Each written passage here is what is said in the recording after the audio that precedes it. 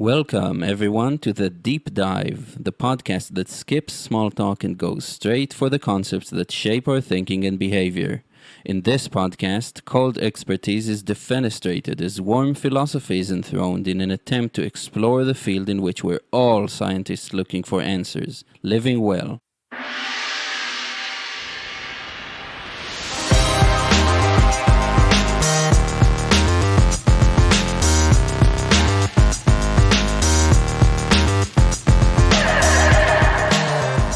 Hello, world. Welcome to another episode of the Deep Dive with Ayal Shai. My guest today is Bryan Cam. Hi, Bryan. Hi, Ayala. How are you? I'm really good, and it's really good to have you here finally. What is an idea that has helped you live well that you'd like to build on today? Lately, I've been thinking about the connection between philosophy and literature, especially just fiction, I suppose, generally. And that's something that I've been thinking about, I could probably say, for almost 20 years now. So it's been a long-standing interest, but I feel like they're starting to dovetail in quite important ways in my life right now. Yeah, so could you maybe take us to the beginning of that period of time, this 20-year long period of time, and look at the beginnings of how these two ideas uh, mingle? Yeah. So as a child, I was a voracious reader. I loved fiction and read all sorts of fantasy, sci fi, classics, probably some things I shouldn't have been reading from my parents' shelf, you know, Stephen King and things like that, but also just old classics that I think because my parents thought these are old enough that they're probably fine, but maybe shouldn't be something that children should be reading, basically. So I remember reading Dumas, The Three Musketeers, and things like that when I was, 12 or something. And they're quite violent. There's a lot of sex and there's all kinds of stuff in them. But my parents just had this default assumption that if it was old, it was probably okay, which is like, uh, yeah, kind Interesting of approach. interesting approach. Yeah. And got me a lot of exposure to, yeah, just a wide variety of literature. I was always a very wide reader. And when I got to university, I thought I would want to study philosophy. And this was something that I knew a little bit about because in high school, I was lucky enough to have a philosophy class in my final year that was pretty much just like a very, very broad brush overview of Western philosophy. It was very Western based. But that had kind of piqued my interest in my teen years. And then I thought when I got to uni, this is what I'm going to do. I'm going to study philosophy. But when I got there and took my philosophy 101 course, it was in logic. And this is so different from, any of the stuff that I had gotten interested in, not just the, Plato and Aristotle kind of early stuff, but also I had been exposed to Schopenhauer and Nietzsche and all these other people and these kind of wild ideas. And when we got into this introductory logic course, I thought, I actually can't do this, basically. So I wound up studying literature, which was in interesting ways, another way to look at philosophy, I think. Yeah, I mean it's remarkably the same. The experience for me, I started as a double major of English literature and linguistics, which is one major, and then Wow. philosophy is another. And very quickly, I realized that just saying who said what, kind of he said that, is also not satisfactory. Mm. And I was also disillusioned with how things are taught in at uni. So I feel you there. That's And fascinating. yeah, so I dropped, and then I just yesterday recorded with my friend and mentor Ivor, and we kind of recounted my journey through university and how I met him. I Mm, mentioned mm. him on the Twitter spaces that we had together. Yes. um, anyway, it's a really And interesting connection for, yeah, sorry. he was this the Plato paradigm that he did or that Yeah, he's doing? absolutely. Yes. Mm-mm. So yeah, he's the one who taught me dialectic as well. um, So I really like the connection that you're making, the dissatisfaction with philosophy as kind of a thing that's actually quite unrelated to living Mm, well in a yes. body with a mind, and so on. And yeah, I'd like to hear from you what kind of direction you took after that. Yeah. So, as I was kind of saying, I tried to seek it out in other ways outside of the philosophy department. And I think that was what led me to a few different avenues. One was I took a class on Chinese intellectual history to the 5th century AD, which covered Confucianism and Taoism and all these other things that were quite wild compared to anything I'd learned in the sort of very basic Western philosophy that I'd taken. And I also wound up studying Russian literature in translation. So I was doing Tolstoy. In fact, my dissertation was on, even though it was in the English department, I was nominally writing on Thackeray's Vanity Fair, but I was specifically looking at how his work relates to Tolstoy's War and Peace. And I was allowed to do that. I was allowed to do a lot of things that were slightly unusual, basically, at university. And so it was kind of this interesting search for philosophy that led me to put together pieces outside of a philosophy department that somehow, in my mind, were still philosophical. I think it's quite fair to say that the 19th century Russians, especially Dostoevsky and Tolstoy, are quite philosophical. And yeah, I just met someone from the II the other day, and I asked her what her favorite philosopher was, and she answered Dostoevsky, which I I loved because he's a sort of novelist, but he is deeply philosophical, and this led me to think about the relationship between philosophy and literature, because in a way, some of these great novels, whether it's War and Peace or Crime and Punishment, they are attempts, they take a philosophy and they bring it to life through their characters. Right. Tolstoy explicitly said that Schopenhauer was a major influence on him in the 1860s when he was working on War and Peace. And so he really took a lot from Schopenhauer. But more than that, it's almost like if you think of Schopenhauer as giving you in his major work, The World as Will and Representation, he's giving you kind of the tools you need to build an outlook on life. And that would relate to what you were saying about the kind of pursuit of good living. But Tolstoy then shows you what the world would look like through that lens. So, what I've been thinking lately is that philosophy is kind of a way of building a lens on the world from a text or from a tradition. And fiction might be a way of almost like taking a picture through that lens, if that makes sense.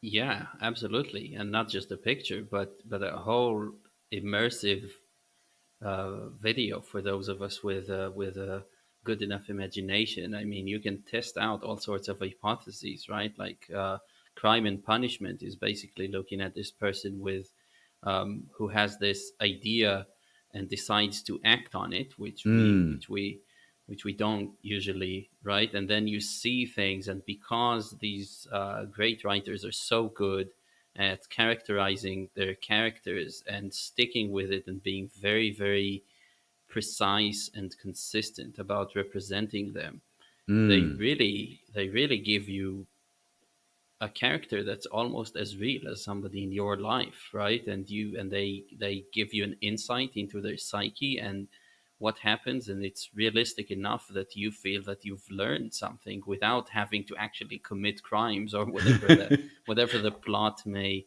include. And it's really interesting because coincidentally I just read an article about Tolstoy being the greatest philosopher, which is really mm. interesting.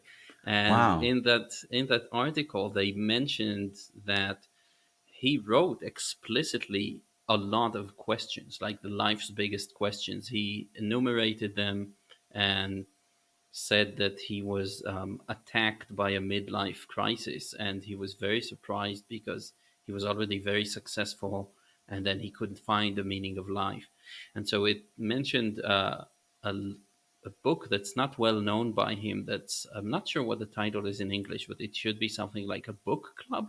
So Okay. he basically tried to he anthologized like a lot of writings and Mm. um, wove them into a book with 365 sections, so Yes. one for each day of the year that you Mm. should open. And to him, that was basically some sort of philosophical Bible. Like he put in the works that he thought were most worthy of being read by anybody who wishes to live well, find meaning for their lives, and so on.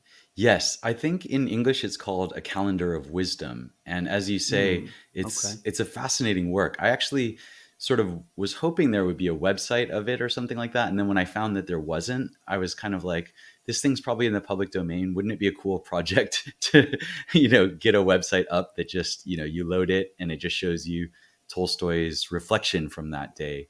Because and he, I think one of the first ones is from Lao Tzu, the Tao Te Ching, and that was, he Yep. was influenced by Taoism. And it was funny that, by being almost not quite forced out of the Western philosophy department, but, feeling that I was disconnected from it, what I ended up finding, in terms of Taoism and Tolstoy, as you say, he really did generate his whole own life philosophy. He had a kind of radical Christian, a radical, he founded a religion essentially, which was called like Tolstoyanism or something, and he had all these converts coming to him. So he was a quite a fascinating figure. Yeah, absolutely. So it's very interesting that your friend and this person at the newspaper I was reading both recognized these amazing Russian writers as actually as philosophers, Mm. and I don't doubt that at all. Um, what would be for you another development in thinking about this connection and or maybe some exploration that you made into the subject matter? So I could give quite a few examples. I think I was also going to come back to one of your points about just perspective taking, because it's such a great way to train empathy. And as you say, you can Hmm. almost simulate a life, as you were saying with Crime and Punishment. But I also think that it's these books like Crime and Punishment or War and Peace or Middlemarch, which is another one that I'm about to talk about, they're so long and they took so long to write. They took years to write and they were serialized that you kind of end up living part of your life with these characters in a way that you don't with shorter pieces of fiction. It typically takes, weeks or months or maybe even a year to read one of these massive novels. And so you Hmm. almost become embedded in this very in another way of seeing the world. And in the case of the great Russian literature, especially Tolstoy, often in many different ways of seeing the world, because the characters themselves conflict with one another and they also change over the course of their lives. And so I just think that it relates to the kind of generation of philosophy, because you can see each of these characters trying out different philosophies and growing and what they learn from them. Go Yeah, ahead. it's exactly immersive. I think it is the word for these epe, which would be the plural of epos, but Mm, epics, I guess, in English. mm, mm. Yeah, it's so important. Like I think the need for immediate gratification, reading a short thing, which I definitely understand. Like for me, there is a lot of merit in writing a short something that can kind of rattle you and make you think. But there's Yes. also, you're right, there's no replacement to that sense that you have been living with these people, as you say. That's beautiful. Like I Mm, remember in James Joyce's autobiographical book. Is it called Stephen Hero? Like that's the name he gave himself. I mm, can't mm. remember what the name of the book is, but there's one chapter that's just about a time when he was punished by a teacher at Jesuit school, Oh, wow. and it's so long. Like you read it, and it's really just stopping to go over the details of like how much it hurt him when the ruler hit his wrist, and Mm, it's just in a sense of like just driving the plot or something. it's meaningless. Like it's just this thing that could have been written with 2 pages, but by the time you end the section, you realize that the sheer length of it, and the fact that it was so unpleasurable to read Mm, because you mm. sympathize with him. Um, that exactly is the point. Like that's how bad it felt. So it's really interesting, and these people were not apologizing for making you feel undesirable emotions. Like literature Mm, was mm. not about making you feel great about yourself. Yes. It's not about entertainment. It's like James Joyce is taking you, putting you in his shoes, and making you feel that, yeah, how indignant he was and how pained he was by this experience. And um, this is amazing, and this is in a way philosophical, in the sense that philosophy should be embodied. It's not a cold Mm, thing that's mm, outside mm. of you, that's there. So you're right. Anyway, that's the connection I'm making. Yeah, and it's fascinating that you raise short fiction because by the end of his life, Tolstoy had kind of repudiated his own work, the long novels War and Peace, Anna Karenina, and said that the only thing worth saving in his output were some of these short stories like Alyosha the Pot they're quite jarring stories. There's another one called How Much Land Does a Man Need? And they do they do drive a point home. I suppose the death of Ivan Ilyich is a little bit longer than those ones, but it's another one that is almost unforgettable to read, even though it's not as long as the other novels. And you asked about another example, and the one that I've just learned about recently is George Eliot, who wrote Middlemarch, another of these mammoth 19th century novels that I just adore. I think it probably is the best. It's certainly the best novel I've read in English, and I have read quite a few, I think it's fair to say. And I love that book.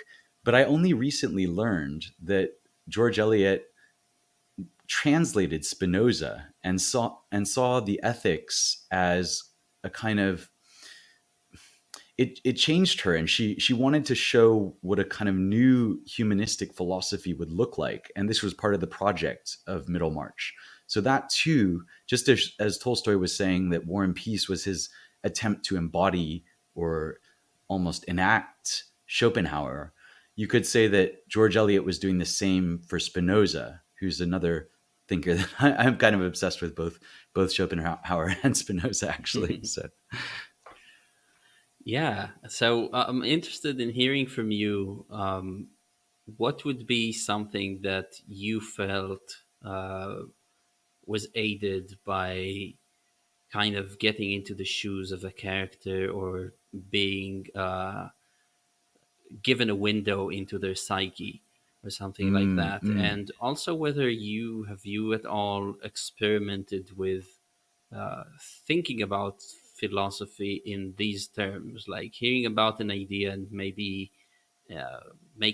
coming up with a scene in your mind that better drives the point than just the dry logic. It's a great question. So I would say what I got from both Tolstoy and George Eliot is this sense of aging. They're both novels that, they last so long. They kind of follow the trajectories of these characters over their lifetimes. And to read that when I think I was probably about 19 or 20 when I was reading those books. And it allows you to see what commitment to an idea is like. So Pierre, for example, goes through this Masonic phase, and then he goes through a kind of hedonistic phase, and then he goes through a more religious phase and a philosophical phase, and he goes through all these phases. And I think even at that time, probably couldn't have articulated it at the time, but that sense of search and holding on to worldviews lightly, maybe, is something that I do think informed the way I lived my life and the way I learned about these philosophies, which was I was always interested in different points of view, but I didn't like to cling to any of them too tightly. And I would say that that insight is less from anyone that I've met in my life advising me to do that, and more so from seeing characters like Pierre in War and Peace, or seeing characters like Dorothea in Middlemarch go through the disillusionment that comes with having held too closely to a certain perspective. Oh, that's beautiful. That's so beneficial. I mean, I've had this conversation on this podcast with my friend Nikolaus, and he kind of charted his path that he went through, and going through Zen Buddhism and then other Mm, things, and each time kind of shedding it for a new thing until he mm, realized that there is really something that's always beyond the path. Like, no path should you count on any path to be the one that you follow for a long time, because mm. it always kind of takes you into these tough spots to navigate, and you finally make a mistake ethically because you hold an idea too dearly. Yeah, this is interesting, and I think it's also, as you say, allowed by the fact that it's not a snapshot in time of just Mm. a whole worldview that you read and then apply in your own life. You like hit play and then live your life accordingly, right? Instead, you Mm. get a character that develops through time. And that's also super important, I think, for young persons to be able, like, yeah, maybe we're hooked by the fact that this is going to speak about a person who's coming of age. That's kind of relatable to us. But when Mm. you're young and you still don't even have a sense of history, it's maybe even more important to see a character grow into their 30s, 40s, 50s, and sometimes near their deathbed, and it just Yes. kind of wakes you up to the reality that yes, you are going to go down some trajectory. You're going to follow a trajectory by holding onto these things, and these things have consequences, and maybe gives you a sense of historicity. Yes.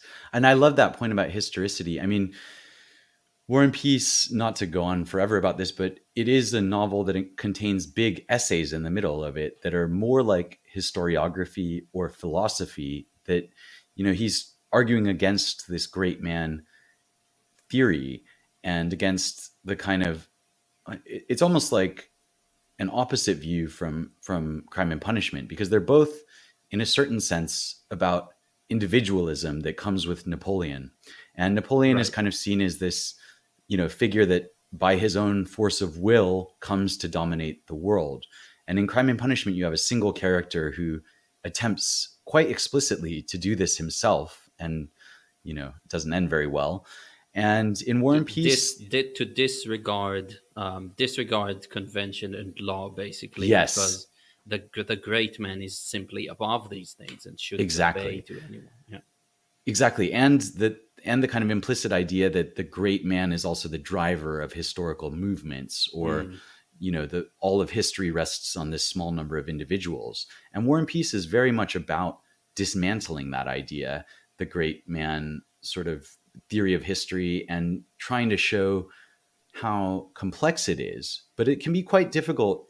You know, you could take this argument of, let's say, the naive, or the default position being that Napoleon drove all these events in the 19th century, and try to pick it apart with all these minuscule details. But that's actually not as persuasive as producing a new story.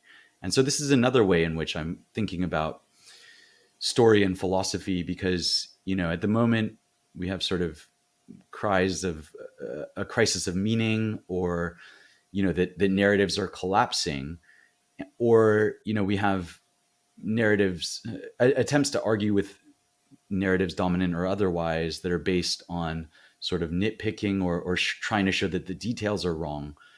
But what we lack is perhaps like a more powerful narrative that might embody something newer, for the current moment, if that makes sense. And I think it should Hmm. be, in that sense, a work of fiction, at least broadly understood. Right. Yeah. I mean, that makes total sense, and really could could there be? I mean, I know that thick books are still being written, but it's definitely not the preferred medium today, or not the pop medium. That's for sure. Mm.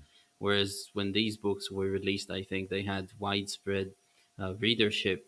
And yeah, you're so right. I don't think there is any replacement to that immersion in somebody's world that's going to take you through this journey. And it just teaches so much, because if you're just being told one thing, don't do this, do that, and it just kind of stays so abstract that you can't really imagine what it's like to go down that path or the other path. And these offer you a view into, in some sense, your own future should you decide to do certain things, and kind of charts of possible futures for you. So Mm, mm. that's a really interesting idea of in terms of to think about where this is going today. And I don't know. Do you see anybody attempting that consciously? It's a great question. I mean, there are as you say, there are these sort of long books. I feel that to some degree, sometimes I think it's Hollywood or just the use of cameras sort of that has brought the third person from that kind of godlike position that it had in Tolstoy or Dickens. You can't Hmm. really imagine someone writing a sentence like, it was the best of times, it was the worst of times, and be taken seriously. It kind of takes this, you know what I mean? It's got this kind of Yeah. layer of godlike, observation. Whereas we now typically get, a very close up view, even when it's a third person narrative. It's almost like you're glued to a single character's perspective. And so I think there Hmm. is a kind of difficulty with that. One possibility would be series that can portray a lot of different viewpoints. I mean, TV series, I mean, and TV series also have a similar kind of novelistic element in that they take a long time to watch, right? Or at least potentially. The one that I was sort of immediately thinking of is The Wire, which has all these different sort of threads going on at once, and paints a picture with many different conflicts going on. But I don't know whether I wouldn't know whether anyone is consciously trying to convey a specific philosophy through a TV series. It would be, yeah. Can you think of any or? Well, I don't watch a lot of TV, first of all, but I think that's not the no. I think Mm, that's kind of what I mentioned before, that these people cared more about making you feel an emotion that was um, fitting for you to feel in order to learn something. Well, today the focus is on entertainment, right? mm, And mm, it's very shallow in this way usually, or or or it's way too didactic, kind of, right? mm, So with the mm. reality shows, you just get the sad piano tune, and you know it's like, oh, it's Yes. time for me to shed a tear. It's like this person has gone through some shit in their life. um Actually, yeah, so I think that's really missing. Hmm. there's something I wanted to ask you, which is, you and I have talked about Plato before as a kind of dramatic form that employs different literary devices. I just wondered whether you thought that Plato might also fit into this category of sort of bridging the gap. Not that it's using, kind of novelistic elements, but if it's using dramatic or theatrical elements to bring philosophy to life, that could be considered Absolutely. literary in a way, right? Yeah, yeah, absolutely. He wrote dramas. He wrote dramas in prose, and it's not a regular drama in the sense that I haven't read it as an ancient Greek thing, so I don't know what their emotional reaction to this would be. They, of Mm, course, had both tragedies and comedies that were these things that really try to get into your psyche and mm, have go through catharsis. In the end, they really try to move you. I mm, don't think that even in Plato's time, like that would have been the reaction of somebody who's reading his work to like be moved to tears. There's definitely elements of humor. mm, There's a lot mm, of humor in there. The characters do go through.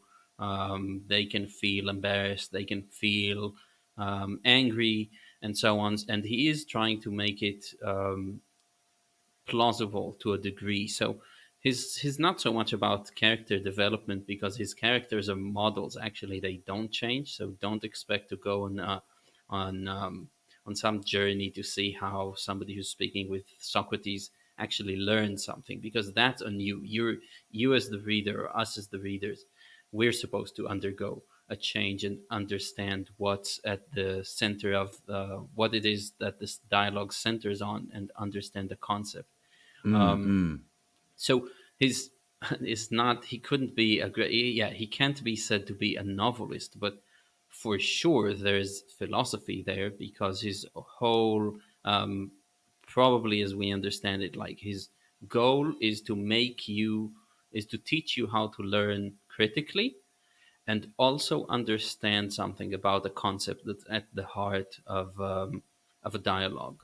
mm, mm, And he does that by immersing you in this conversation where the models are consistent and they have motives and they have understandings that make them act the way they act. So in that sense, he's very consistent. Like his characters are very consistent, and you can follow them through and understand from that something that's outside the book about philosophy, which you should embody in the end. It's not to discuss it, because he there is not direct criticism. I mean, his characters criticize, not Plato, but you can see there's criticism by certain characters on the ancient Athenian tendency to just talk about anything and just air opinions, put them in the air and call it philosophy, which that's not what it is. Philosophy is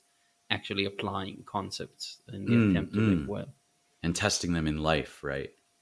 Yes. And I suppose just by having multiple characters and exploring ideas through their dialogues, that is a kind of dramatic device, as you were saying. And it involves the kind of perspective taking that we were describing earlier.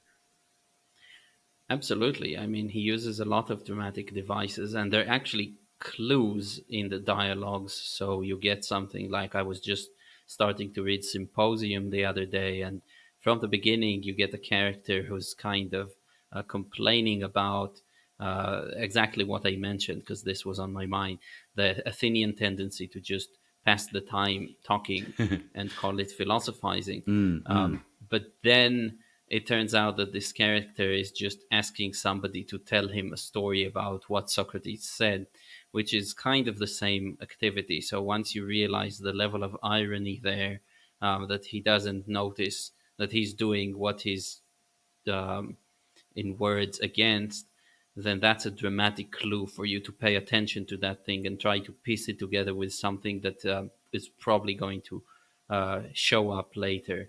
mm, mm. Yeah, so there's a lot of that, like dramatic things that are not by any means um, ideas about how to live well. It's never didactic with Plato, never.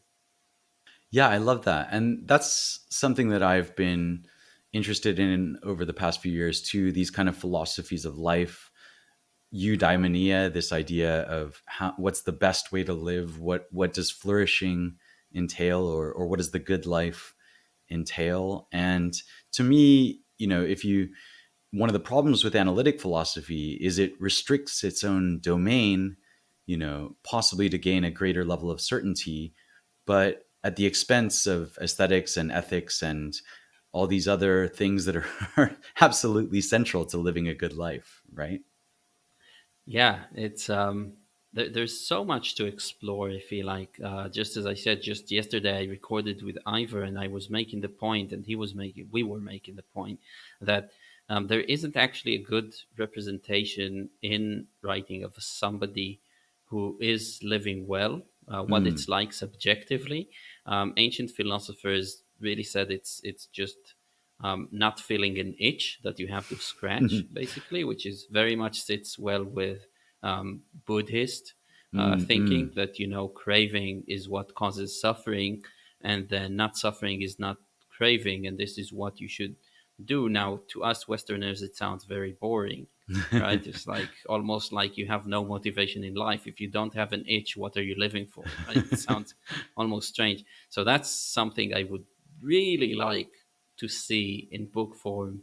Lev Tolstoy, if you're hearing this, and we need you for one last book on that. I'd love to see Mm, that. What put us in the shoes of somebody who actually is enjoying mental health.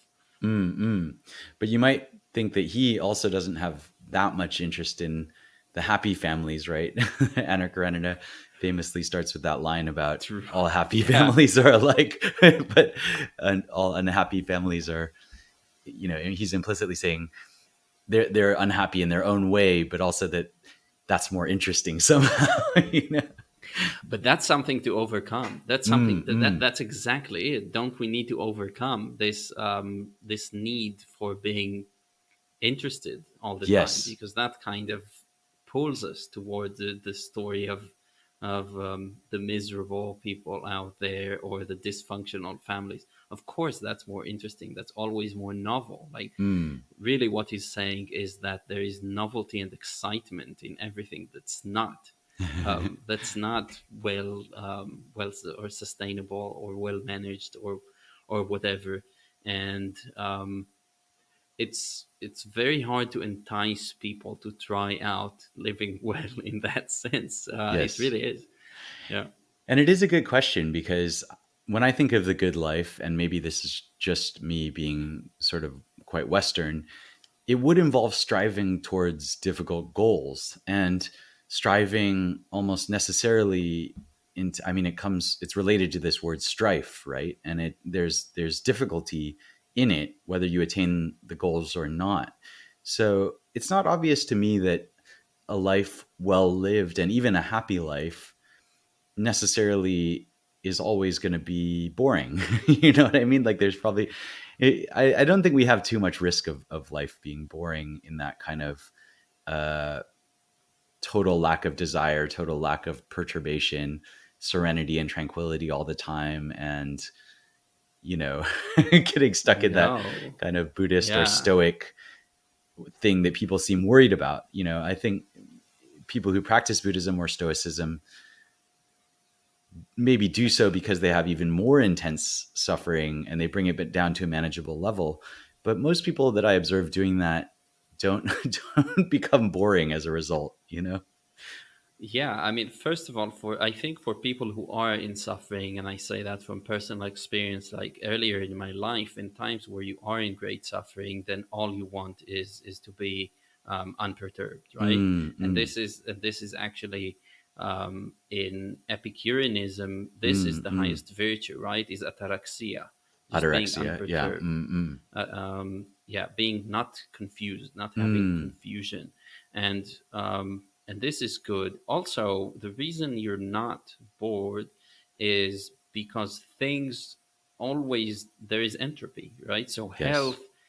health is a process of actually trying to always go back and forth, right. Mm, mm. We discussed it briefly before hitting record, but I mean, even if you look at someone's body, and then the necessity to do what's right for the body at every time of day is going to be different. Like, should I Mm, eat mm. now? Should I drink now? So that's not boring. And then the thing that really makes it not boring is the fact that you're going to both meet a lot of people who don't enjoy mental health, and part of your mental health actually is depends on you doing the right thing, the just thing, and the just thing is going to be trying to help them with their issues, and Mm. that's never boring. So you are dealing with that, and that's always a challenge, because you have to understand somebody's psyche in order to use the terms in speech with them that they understand, in Mm. order to illuminate the parts of their psyche that are where there are unresolved problems, so that they may iron them out and live better lives. And Yes. also, um, children who are not yet unhealthy but are in the process of developing logos, and helping them develop it in a good way. Mm. rather than stunt its growth by giving them dogmata and all sorts of crazy opinions about the world. So that's super interesting. Mm. If Mm. anybody's an educator, like how that is never boring. Yes. So there are aspects of life that are inherently not boring because they you have to employ your creativity, which to me is also the only sustainable source for pleasure. So a good life is not devoid of pleasure, but it is devoid of pleasures that actually harm you in the long run. Whereas Mm. creativity, any creative act you make, is inherently pleasurable because there is novelty Mm. Mm. in Mm. it. So we should strive to be um, creative as much as possible, and solving our problems to keep being healthy necessitates creativity. So it's all good. Yes. And I love that. And I guess what I'm also thinking is that when we picture the sort of perfect Buddhist, we picture this meditation because that's, a very important part of Buddhist practice and of Stoic practice for that matter. But of course, that's just part of the practice, right?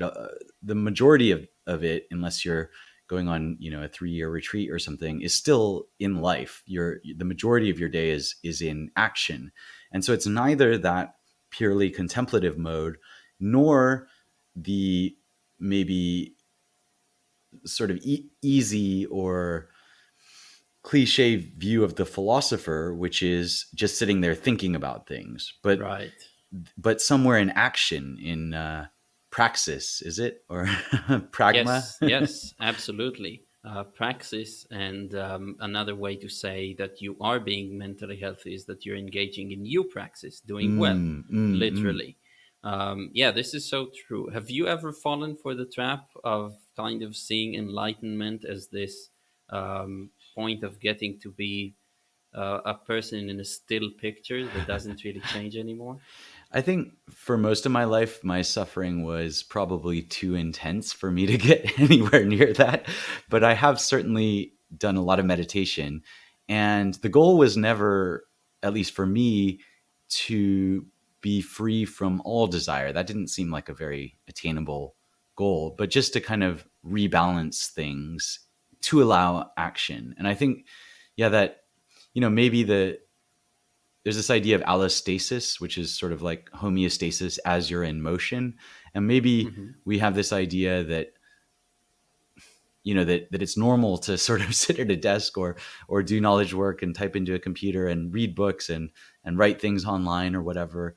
But maybe, that's the abnormal state, and being in physical motion and in active interaction with the world and with your community is actually the kind of normal state. And it's being alone or being immobile that's unusual.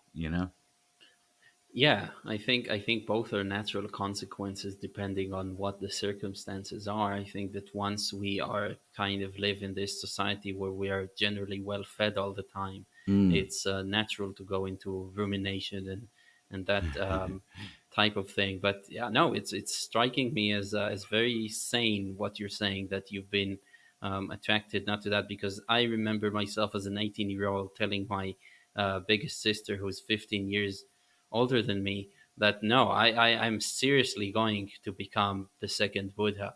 Wow. and Amazing. she's like and she's like, yeah, I was there. She would have been 33 at the time. I'm 35 now, so Mm. I actually made a mental note to myself, oh, that's funny, I'm her age now.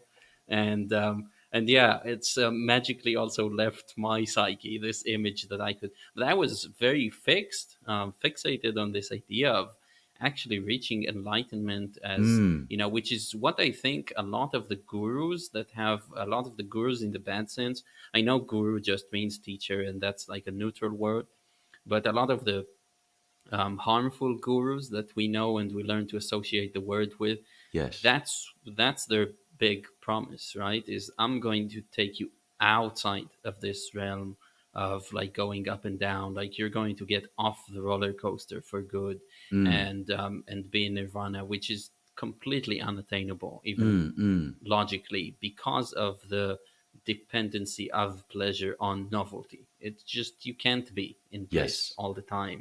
Mm-mm. Even if you reach a state where you are blissful, at some point you're going to find that you're actually putting in a lot of effort in an attempt to fight it off. And then that's a fight. Yes.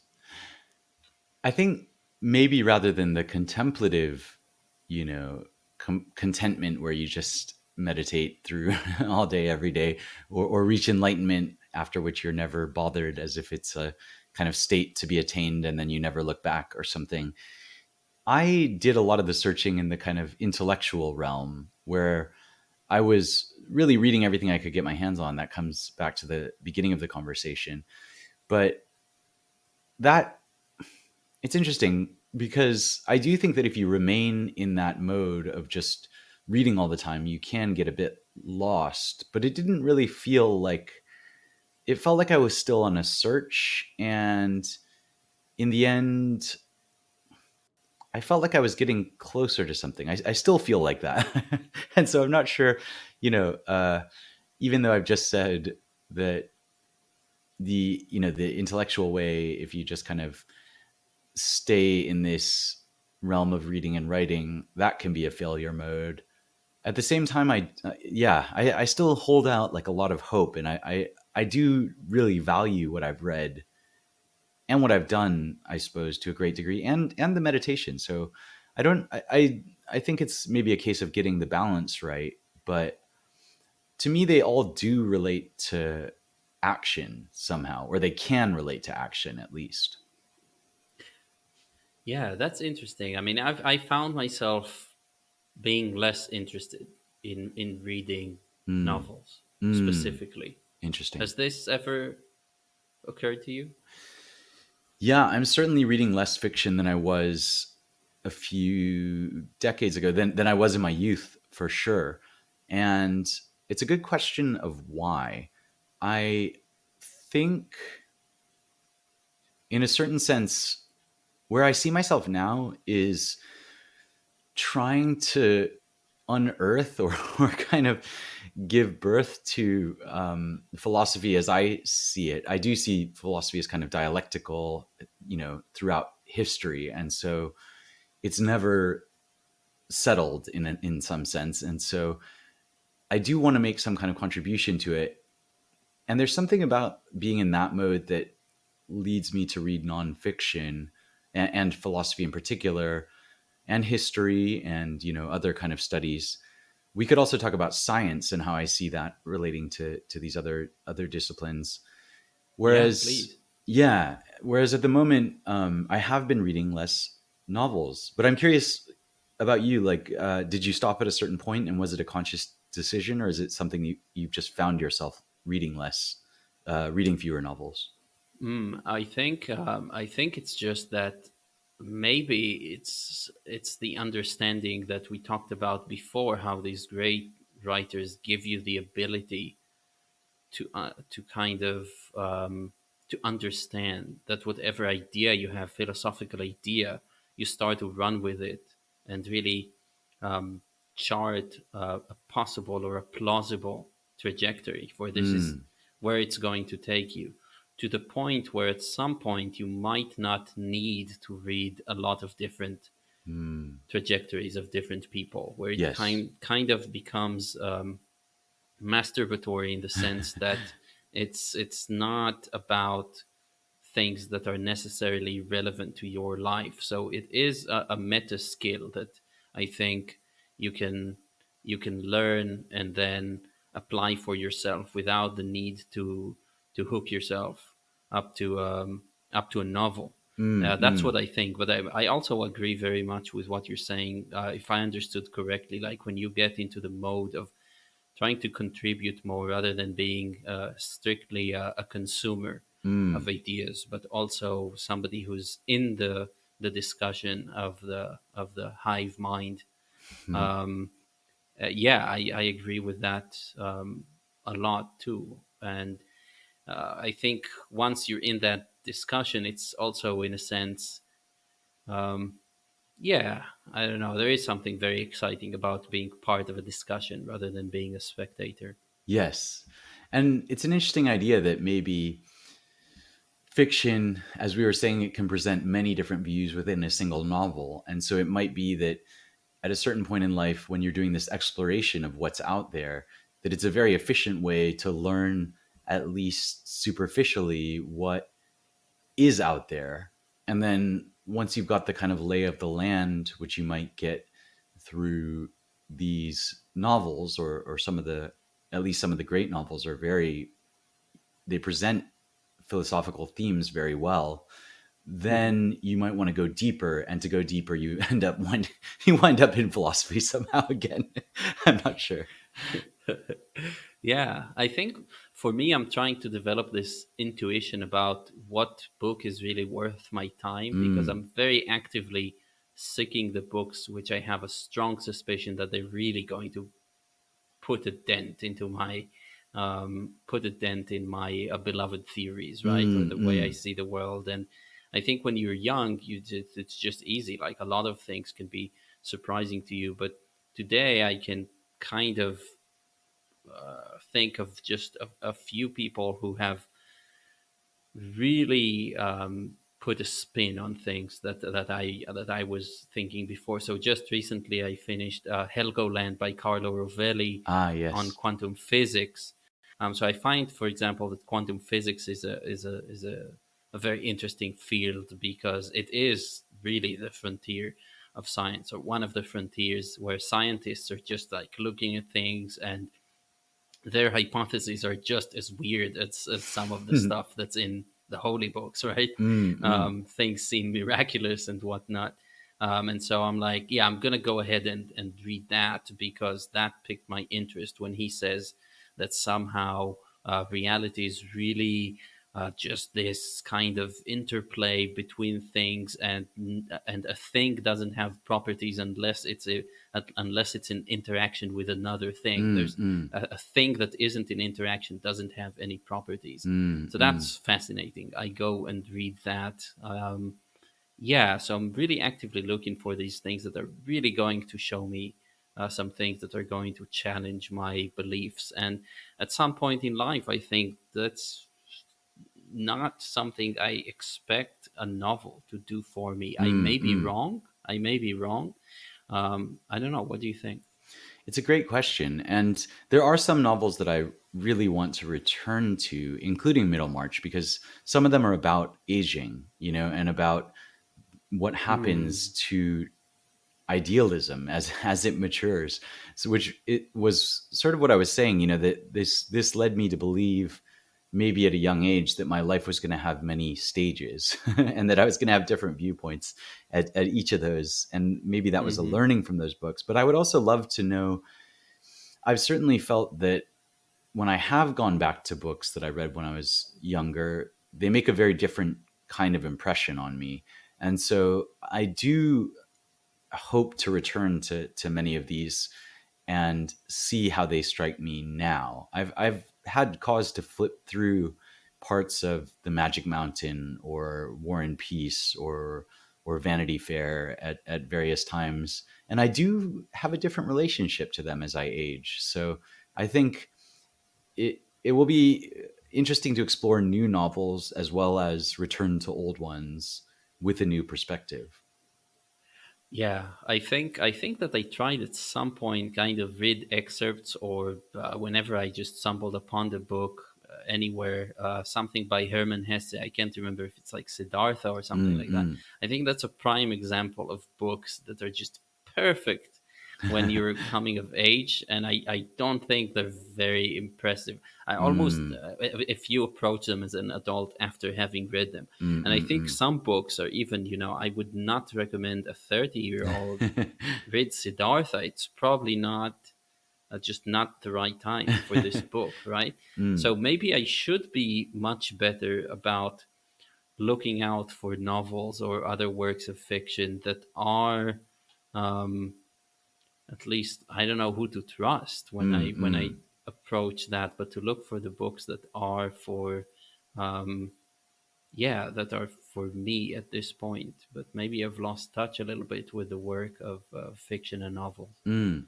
And Is Helgoland, is that a kind of nonfiction work? I've heard of it, but not read it yet. Yeah, yeah, it's nonfiction. He's Mm. a physicist, and he's writing very well. Sometimes these books are not well written. It is engaging, and I personally like his style because he's far from being just a lab rat himself. Somebody who just spent all his life. He was a hippie and took acid and writes about that. So I really appreciate him, but it's well written for sure. Yeah, I read The Order of Time, which I really enjoyed, but also by Carlo Rovelli.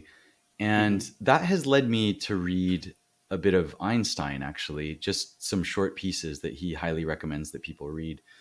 And that's kind of informed another view that I have that relates to this topic, which is just about what communication means within the sciences. In particular, he recommends, I think it's geometry. Is it geometry and experience? Or it might be relativity and the problem of space, which are two essays by Einstein. And what I'm struck by Mm, is that Einstein is just a brilliant writer. He's so clear, basically. And this is right. something that struck me when I was reading Darwin's Origin of Species last year, and he is just a phenomenal stylist. And Hmm.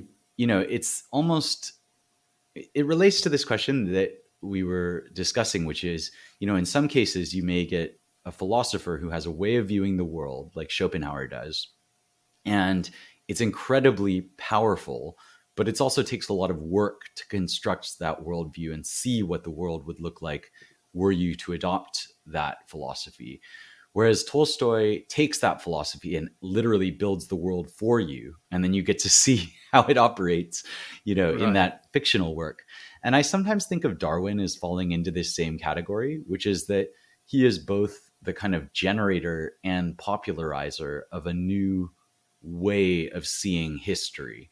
And not everything in his views is entirely novel. He had some kind of precursors, but it's like, why does he become the one that is so effective at spreading this kind of view of evolution? And I think one of the reasons is that he is almost first and foremost a communicator. Like, I think it might sound odd to call him a storyteller, but there is a narrative tension in The Origin of Species, which is kind of saying, it's looking at all this evidence and saying, here's the standard interpretation. But what if it's not like that at all? And there is Mhm. like a kind of forward motion to it in an odd way, even though you couldn't say that it's novelistic in any real sense.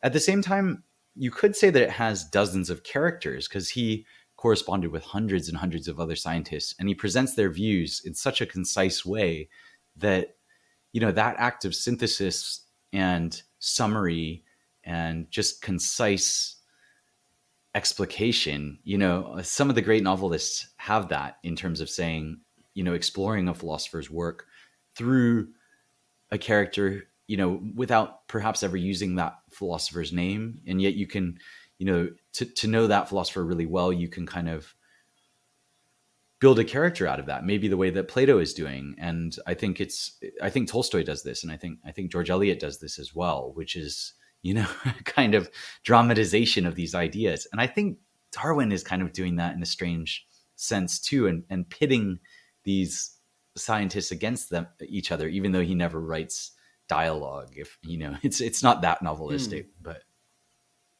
Yeah, that's a really interesting thing to consider because science writing is so inaccessible, like the actual science mm, writing, mm, and popularizers are so important in mm, getting mm, people to understand. And once a person who's good at that does it, the effect is amazing on the population. And mm, mm, you're right, you can't do that without storytelling.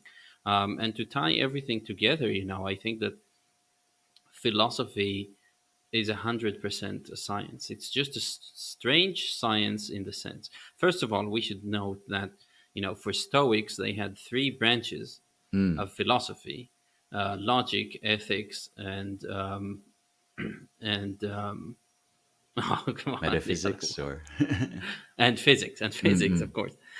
Yeah. Logic, ethics, and physics. So mm-mm. physics, what we know as the study of nature, to them was subordinate to philosophy, the study of living well. Physis, right, or physis, And yeah, physis is nature. nature. Basically, it's the universe, everything. It's what Spinoza calls natura, Mm. and he says God is nature. Yes. So in that sense, and of course, it includes us. And philosophy is a science because it has all the components of a science. You have explanations for things that you then test out to see if you can predict things, if you Mm, can kind of navigate where you want mm, in life, mm. and you get feedback. And the thing is, we have incomplete information.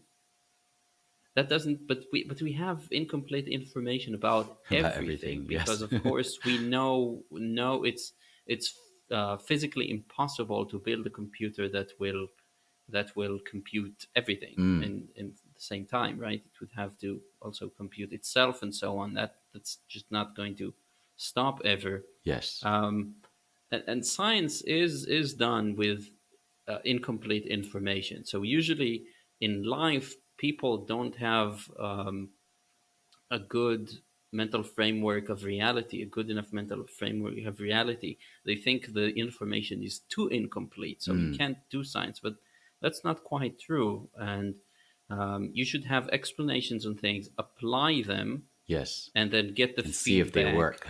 and see if they work. And Mm. in philosophy, the see if they work part is really that sense. Well, am I living without internal strife or Mm. internal conflict? Mm. Mm. That's it. So that's why I advise people to really take notes, stop at certain points in their life, and look back and ask, well, have I experienced inner conflict in the past week, month, whatever? That's a really good way of checking in with your mental health. Mm.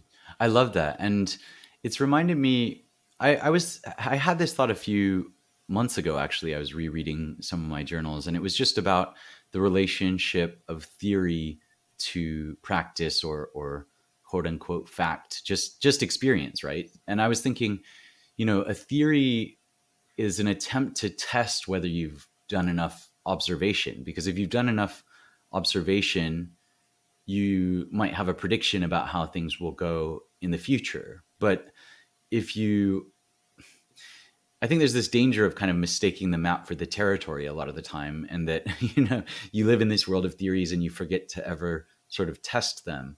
So I Yeah. suppose I've been kind of trying to relate those two things, and just think that, yeah, as you get into philosophy or science, or any other endeavor, it's important to have theories, and it's absolutely critical to form abstractions and generalizations. But it's also important to test those generalizations against the specific cases, because we never encounter, the idea of something. We never encounter a theory. We only encounter individuals or particular cases, right?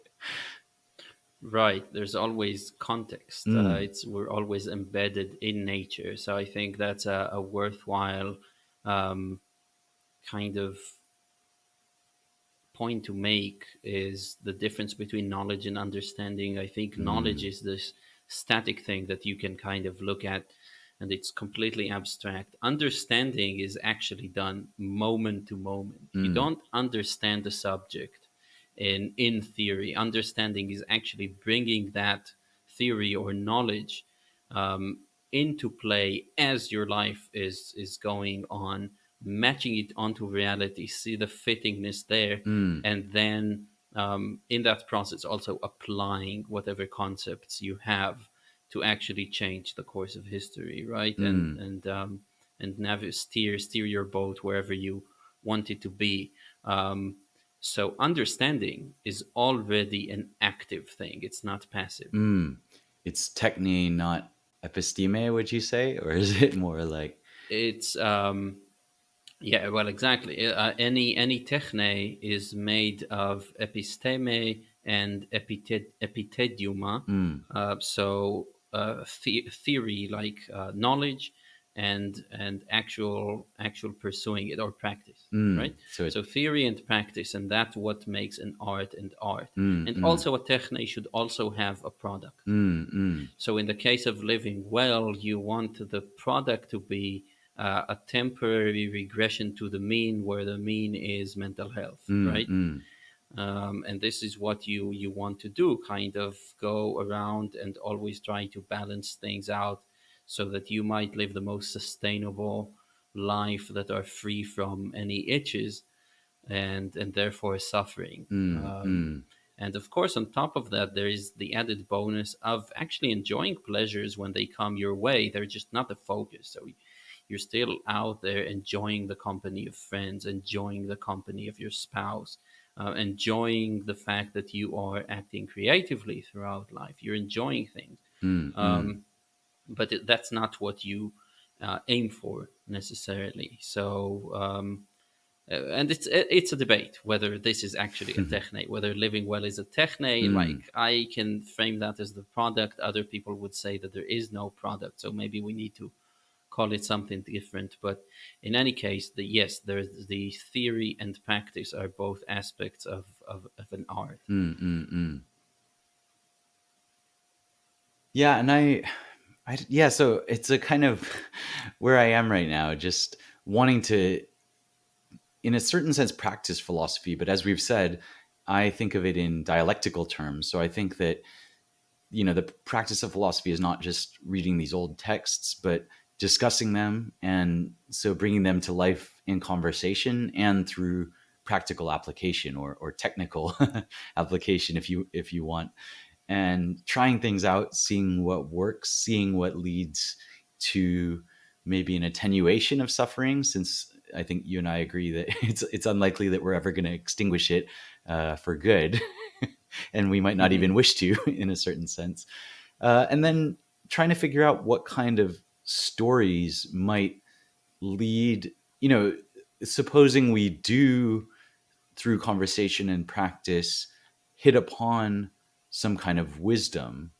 What's the word for wisdom that you've the practical wisdom that we discussed before? Oh well, yeah, yeah. You don't Well, like that in translation, right? But at least well, it's inadequate because it's no, there is no better translation. Okay, so I'm okay with people trying. It's actually And not what is the word again? Remind me.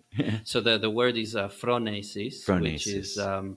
really, if Plato is analyzed correctly and so on, which is not done by most people, but that's really the activity of maintaining health. Mm, It's mm, the activity of living well is phronesis. mm, mm, Um, yeah, whereas Sophia, which is usually translated as wisdom, is really the virtue or the aspect of living well that means knowing good from bad, mm. or knowing the good as a concept. So something like Um, discernment rather than the kind of act of living well.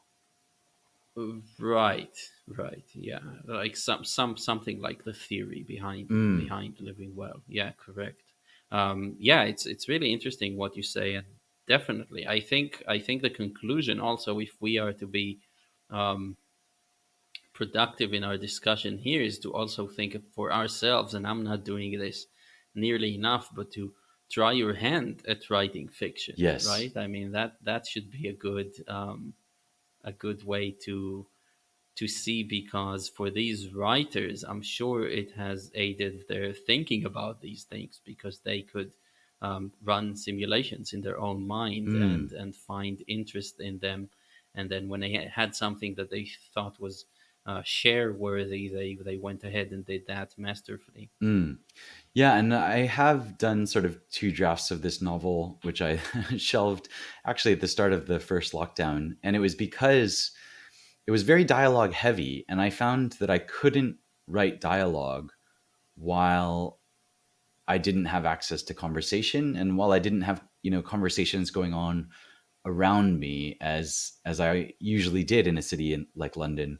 And Hmm. so kind of being cut off from that lifeblood of just speech and the oral tradition maybe made it, I found, very difficult to work on fiction. But I guess that's my overall kind of understanding of what I'm up to, which is first philosophy, which is not just me burying myself in Schopenhauer and then, thinking through it on my own, but actually hopefully bringing it to life in conversation and in practice. And then trying to find from within that stories that might again transmit some of what I've learned or what we have learned, ideally, if it's going to be, a kind of conversation or community endeavor, if that makes sense. Yeah, no, that's beautiful, and then I love the fact that we're kind of coming to an end with a challenge to ourselves to do something like that. It's so open ended, and I love the fact that it's an invitation for Mm, us maybe to mm, move away from having this conversation right now to producing something of value that's not just the talk about. And yeah, it's a great point to arrive at, I feel yes. like. And the creative acts, like you were saying, bringing the novelty into that, aspects of philosophy that might not be there for everyone, Absolutely, absolutely. Well, and thank God for podcasting, because at least we're able to have a product, and Mm, it does live for posterity. mm, mm. Yeah, Brian, this has been so much fun, and thank you so much for bringing up this idea, because it made me kind of dust off a lot of the literary knowledge and feelings that I have, but which I don't get to really discuss anymore. And the beautiful idea that it could communicate philosophy better than some of the greatest philosophers um, do. Mm, mm. Yeah, and it may be, many of our oldest works are works of fiction, poetry, the epics, and things like that. And so, in a certain sense, it's the most durable form. It's not just uh, it's not just entertainment, I suppose. It's also, it interacts with our minds in a quite important way, I think. But this has been an absolute pleasure, Hale. Yeah, same here. Thanks so much for coming, and I'm really looking forward to whatever other conversation we're going to have today. Mm. Yes, I look forward to it too. Thank you so much. Thank you.